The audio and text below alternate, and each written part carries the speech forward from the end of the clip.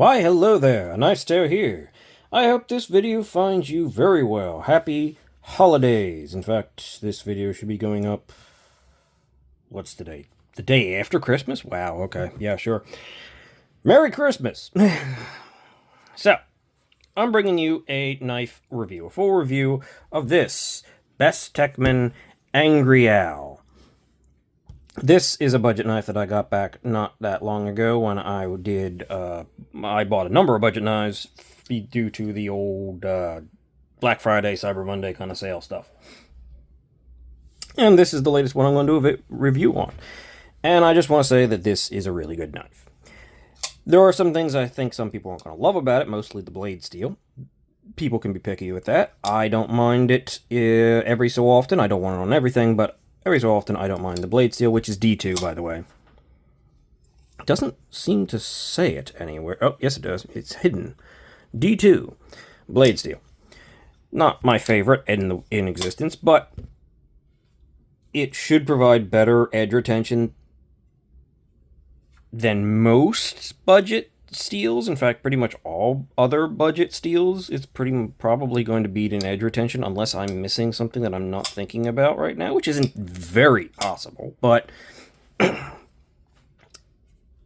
it's got some good toughness. It's got really good properties. The problem is it's not stainless, or it's very, very, very, very little stainless.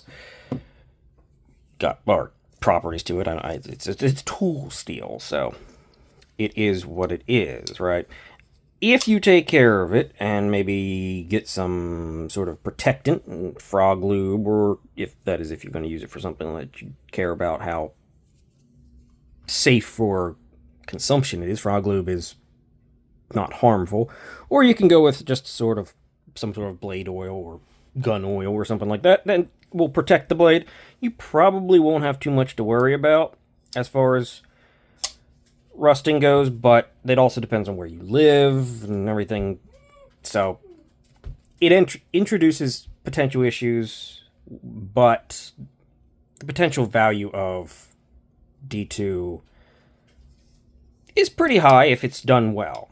This is Chinese D2, but it's also Bestech, so I assume they're doing at least decently D2. I don't necessarily think it's going to be sitting up at 62 to 63, where it would be ideal probably, but if it's sitting around 60 to 61, I'd be pretty happy. Can I say it is? No, I don't have a means to test that, so I'm not going to get into that bag of worms. I'm going to open that can of worms. No, thank you. Let's jump into specs, because I've talked far more than normal in the beginning, and start checking out this knife.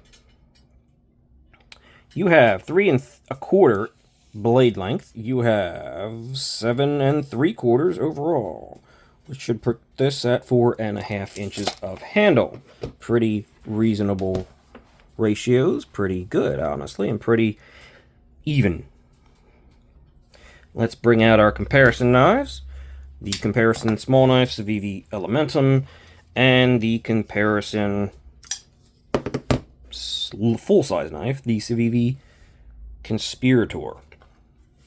And this knife falls pretty perfectly pretty much directly in between them. The Elementum is slightly under 3, is about 3 inches. Honestly, they quote the blade on the Elementum, I think it being, 2.89 or something. And maybe if you do that, it is. But in my opinion, if you're going all the way back to the actual choil, not the choil, wow, words, handle, maybe you could get away with it at 2.98, but, ooh, that's basically 3 inches. And this is 3.5 inches, so it is directly in between for blade length. And it looks like it's almost directly in between for handle length, too. It's a little closer to the Conspirator.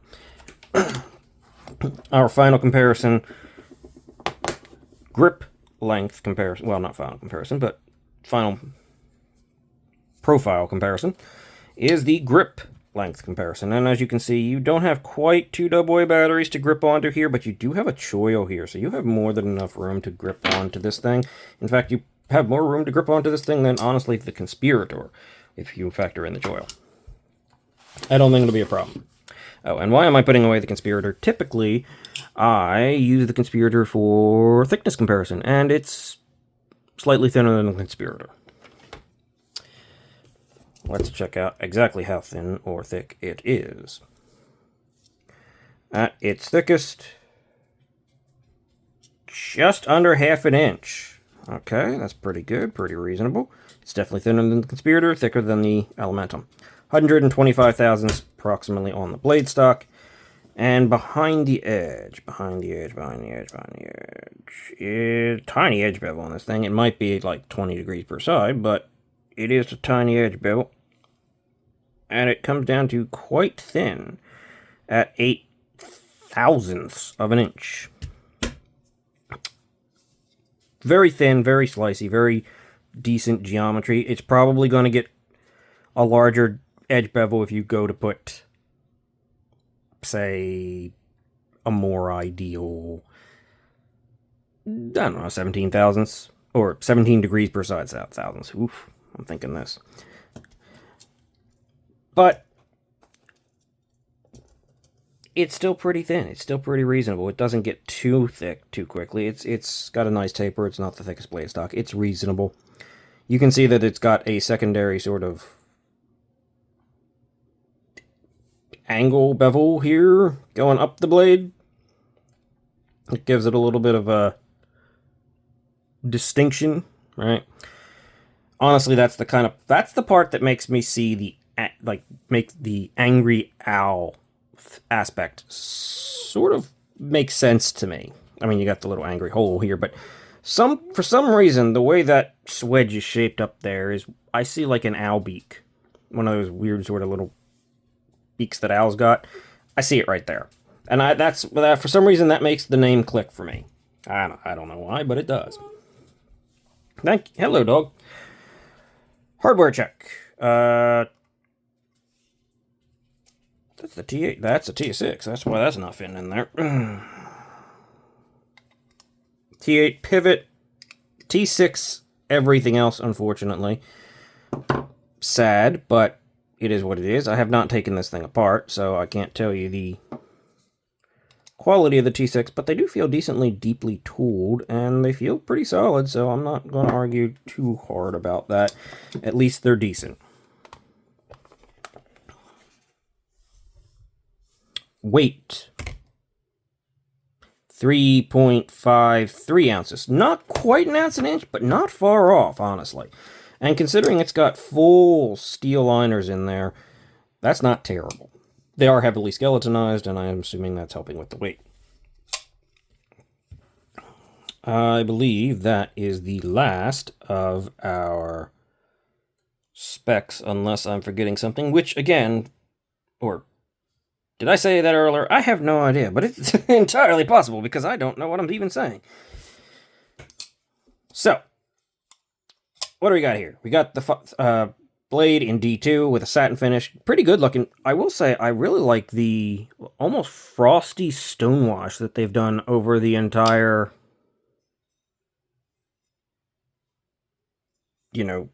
edge of the blade. It's down here. That's a dog. It goes all the way out to the tip. It looks really good. Honestly, I would have been okay with seeing that even on the blade, but it's a nice little touch that juxtaposes those two finishes down next to each other. And, I mean, honestly, they didn't have to do that. That's a very, very nice stonewash, so. Don't know why it's just on the spine. That's the word I'm thinking of, but, or was trying to think of. But it's there. It does get a little bit thick at the tip due to this secondary grind, but the tip access is pretty darn good, and the only thing about this grind is if it is as thick as I think, you might not want to increase the edge bevel to the actual angle. Edge bevel. Yeah, the edge bevel. You might not want to lower the angle for sharpening too much to increase the edge bevel, because that might be weird and play weird with this. So maybe that's a downside in the sense that they might have forced you into keeping a relatively high edge bevel. And angle. My word, angle. Angle, sir. Jesus. The blade itself is, do we want to call that a clip point? No, it's kind of just it's almost a straight back. It would be a straight back if it didn't have this little drop here. So it's kind of a drop point blade. Very simple. belly up front, but again, tip axis not terrible. You've got like the ultimate form of jimping here, this super fine wire EDM jimping. Yeah, that's pretty much the best jimping. It's comfortable. It's just on the edge of sharp, but it keeps your hand locked in pretty darn well. Sharpening choil and plunge grind is amazing. Like, why, if they can do this on this knife, does not every company do this all the time? The sharpening choil and plunge grind is back here. There basically is not any drop. It dropped, or I should say, there's no gradient down. It's a straight up instant drop down, much like Spyderco does. And all of this is thin. Allows you to get in there. The way they shape this and put this entire part of the tang in there, it makes for a very comfortable sort of trigger pull for a choke up. And the jimping works as a great counterpoint to that, locking you in really nicely with an amazing sharpening choil and plunge grind. It's just, if they can do that, why not more? All right. The logo Bestechman, for some reason, Bestech likes to put its logo and its name and its Bestech kind of thing on here. I don't know why they need the Bestechman, but it's there. Keanu is the designer. I don't know if I've ever actually seen any other knives by him. I mean, I've definitely I've heard the name, but I don't think I've ever checked them out myself. Moving on. We've got ball bearings in the pivot. Very nice. Quite smooth, too, by the way. These aren't bad. They're definitely budget, but they're on the higher end of budget quality. I'll give them that. This is not a button lock, not in the traditional sense. This knife is, which I actually thought it was a regular button lock. It's not. It is a button-operated liner lock, so it's sort of like a front, or like, I think Vosti is calling them the top liner locks, but this is a forward liner lock, let's just call it that. So yeah, this thing is actually on your standard liner lock. It's got a detent ball. Like seeing that. The stop pin is attached to the blade. Right in there, yeah. In fact, I don't think this actually this doesn't contact the blade at any point, this post, the actual post here. It's just stop pin that's doing it. And, I mean, it's attached to the blade, 2 points of contact. Love seeing that, and rotates with it. Top-notch stuff here. I mentioned that there is heavy skeletonization. It is on the show side. The other side is, of course, got your actual...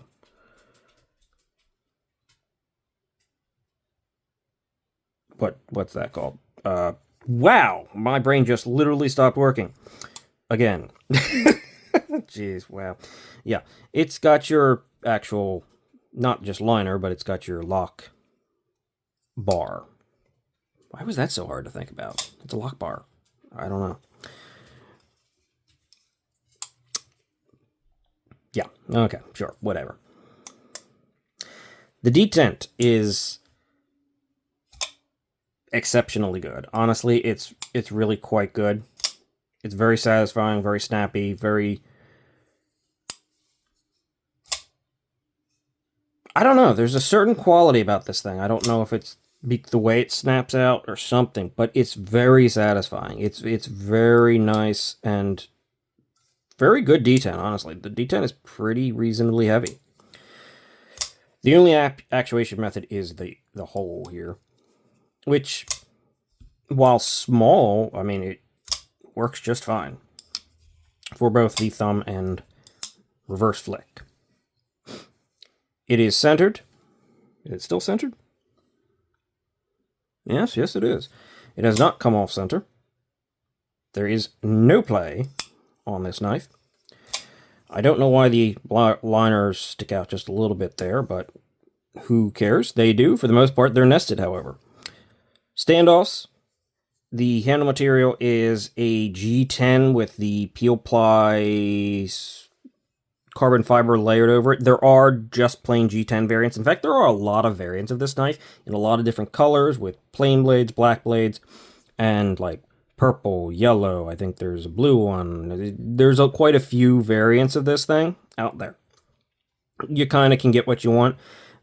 This is sometimes I've noticed that the carbon fiber ply variant is slightly more expensive. Not always. It seems to be pretty inconsistent. The only reason I got the carbon fiber, I don't like peel ply carbon fiber normally, is because of the texture here. Because they've all got this sort of texture in it, and I thought the peel ply would play nicely and interestingly with the texture that's actually in the G10 underneath, or well, the handle itself. I think I was right. I like the way this looks. If it was just flat, I probably would have just went with a G10, plain one, because I'm not a fan of this, but I think it plays nicely with it, and it's executed surprisingly well. You got a little bit of texturing in the G10, or handle material with the carbon fiber. Unless this is completely carbon fiber. No. Yeah, this has got to be peel ply G10. Peel ply carbon fiber over G10. But the chamfers have some texturing in them that the flats kind of lack, but the raised areas kind of have the texturing. You can kind of see a little bit of juxtaposition right there. Again, nice contrast. I like the way it looks. You've got a reversible pocket clip with a inset clip, flat screws, which is pretty good because while it is not technically a left-handed knife, you can certainly use this knife left-handed, and the button seems to be just out of, like, my hand is not going to touch that. If I choke up, honestly, no, it's still kind of coming right in at the crook of my hand. So it works out just fine. So while not technically ambidextrous, it is very usable for a left-handed person, and the clip supports that. Very nice to see.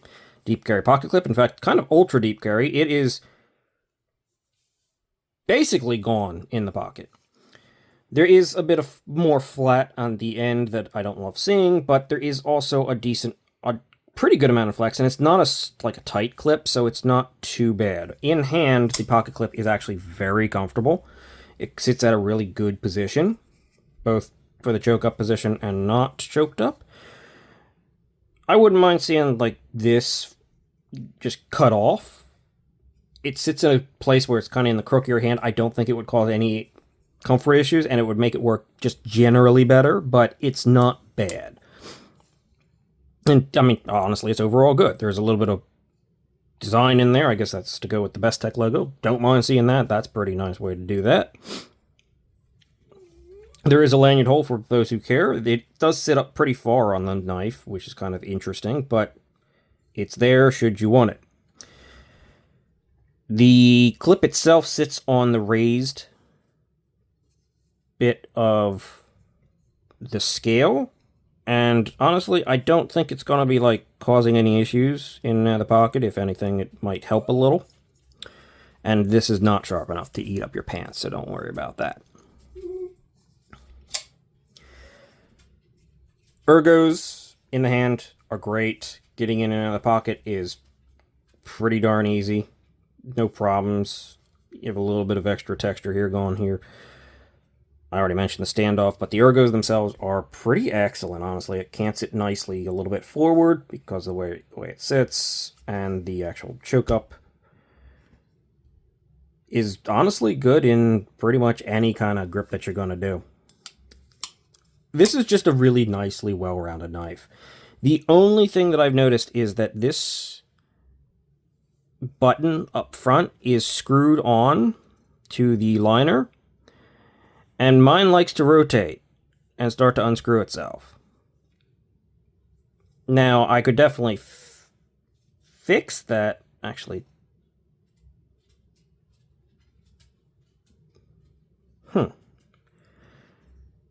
it seems like as it unscrews, it rubs against the scales a little bit and doesn't want to come any further than that in the open position. So I don't think you're too likely to get it popping off unless it like unscrews from maybe the closed position completely. I have noticed it just unscrewing itself a little bit. Technically, if that bothers you, or if it happens to you, it should be easily fixable. Take apart the knife, or try to unscrew this thing in the open position if you can get a good grip on it to finish unscrewing it, and put a little bit of Loctite in there to hold it on. That's fine. It's not really the biggest deal. Honestly, now that we're into the final parts of this, the price point is $54, I think. Which, yeah, like this is really good. This is totally a reasonable $54 knife. I've also noticed that this knife is pretty often on sale. I've seen this knife consistently on sale for $40, and when the Cyber Monday, that is tight now. The Cyber Monday sale, I got mine for $34.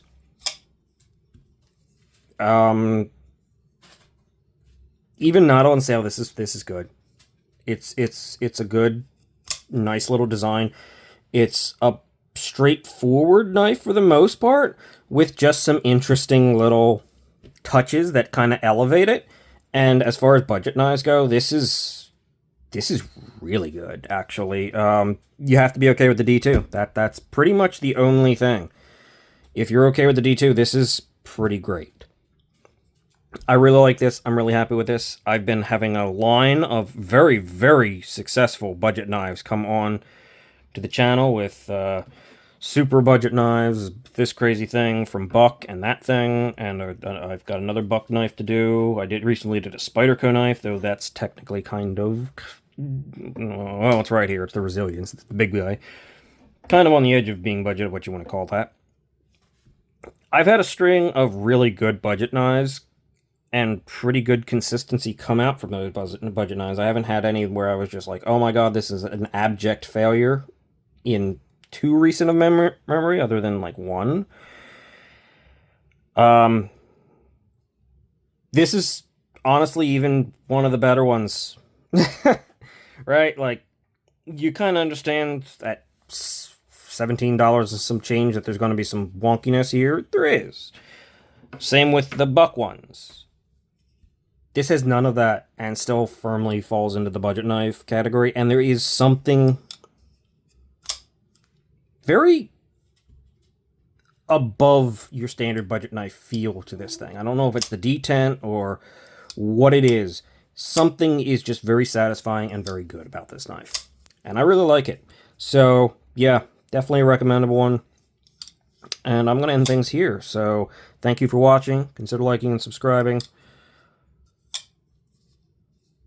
Do you have one of these? Let me know. This is something worth checking out, especially if you can get it on sale. But even not, it's pretty darn spectacularly priced and executed for what you're actually looking here. It just feels, in a different steel, I could see this thing being executed to this level easily being $100, but it's not, and I'm quite happy about that. So, yeah. That's it. I'm out. Thanks for watching. See you later.